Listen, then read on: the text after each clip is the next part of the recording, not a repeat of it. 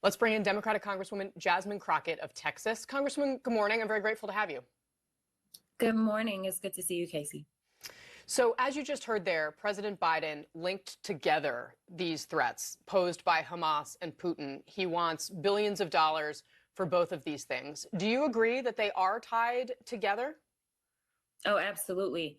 You know, the unfortunate thing is most Americans do not vote for their leaders based upon their foreign policy chops. But the reality is that everything's kind of coming to a head, and most of the American people do not fully understand how much we do behind the scenes when it comes to financial aid in general to foreign countries. And the fact that the president was able to tie together the border, tie together Israel, as well as the humanitarian aid to the Palestinians, as well as Ukraine, it's really important that we do that, as well as Taiwan.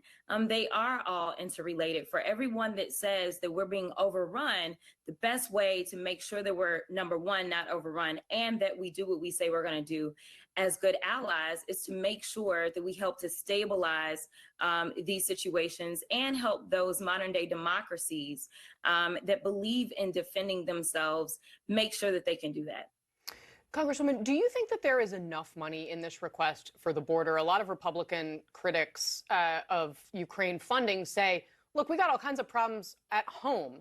Our border is in crisis. There's only $14 billion of this $100 billion request aimed at solving that problem. Do you think that's enough?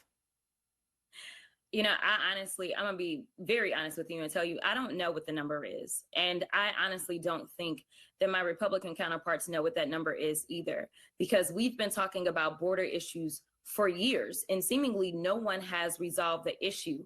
But once again, when we talk about foreign policy, one of the things that we need to make it clear about is that you have people that are risking their lives. People aren't risking their lives because things are just so amazing here. They're risking their lives because things are so bad at home. People don't naturally want to leave their homes and want to leave their families. And so what we need to make sure we do is, number one, make sure that we're helping out these other foreign countries to make sure that people don't want to leave home. We've got to make sure that we've got good trade policies going. We've got to make sure that we are helping those modern day democracies not crumble in front of their eyes, and make sure that people don't want to come to the United States. And then when they do come to the United States, you know what we need to do is we need to make sure that these people are working. If they are going to be here, we need to help out those businesses that need the laborers, and we need to make sure that we are not overburdening our cities and saying that they need to take care of them.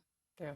Let me ask you about one of your colleagues, Congresswoman Ilhan Omar, put out an initial statement that seemed to blame Israel for the bombing of the hospital in Gaza. Obviously, the hospital bombing was an incredibly tragic event, regardless of how it was caused, but the U.S. later assessed that the Israelis were not responsible for what happened.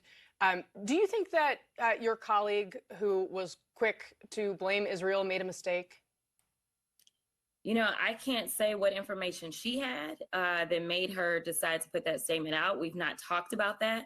What I can say is that for me in my office, we wanted to remain very cautious about this. You know, I even received a text message from someone about this particular incident, and they said, well, you came out really quick against Hamas. And I said, Hamas, number one, said they did it. Israel said they did it. No one actually took claim over what happened at the hospital. So for me, we are granted the ability to have top security clearance meetings where they give us this intel. So I said, I can't go out on a limb, especially against one of our allies, and be wrong. So for me, I decided that I needed to wait and get the information. Fair enough. Let me ask you about what's going on in the House, because obviously your legislative body is currently unable to function entirely. We're expecting to hear from Jim Jordan here in just a couple hours. We expect that to be him trying to convince people as to why he should continue to be Speaker. We're expecting a third vote on the floor.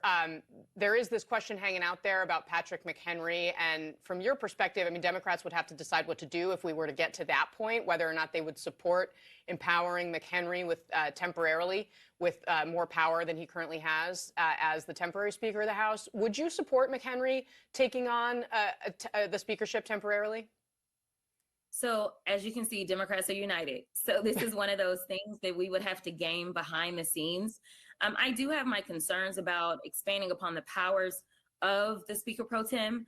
I want to make sure that whatever we do doesn't necessarily set a bad precedence. So, I am concerned, and we need to definitely look at the pros and cons.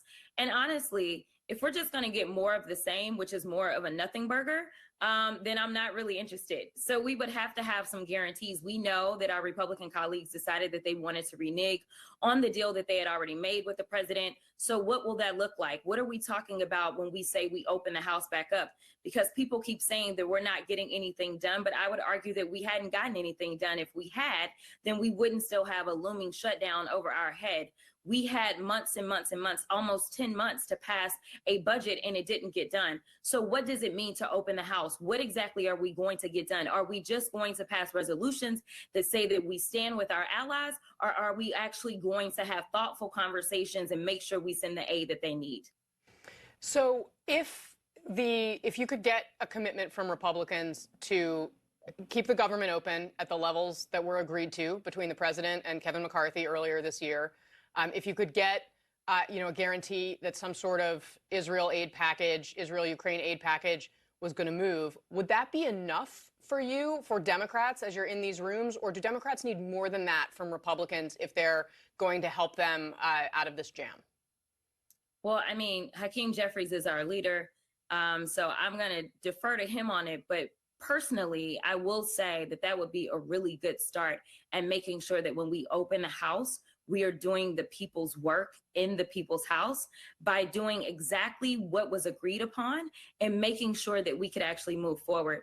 Right now, the bills that they were passing, they weren't going anywhere anyway. You can't pass these crazy bills with these crazy spending cuts where we're going after the LGBTQIA community, where you're trying to pass a national abortion ban in the form of appropriations. It's just never going to work, not to mention the DEI issues that we have in so many of these bills. So once again, it depends on what we're going to do if we're going to open the House. But I don't see myself really going out there to try to throw the Republicans a bone just so that they can say we finally got the House back open, when they still aren't doing anything that is of value when they open the House. It's going to be an interesting weekend, potential future with no Speaker of the House. Don't say the weekend. Do not say the weekend. Sounds like that's what we're on track for. Congresswoman Jasmine Crockett, thanks very much for your time. I really appreciate you being up early with us. Absolutely.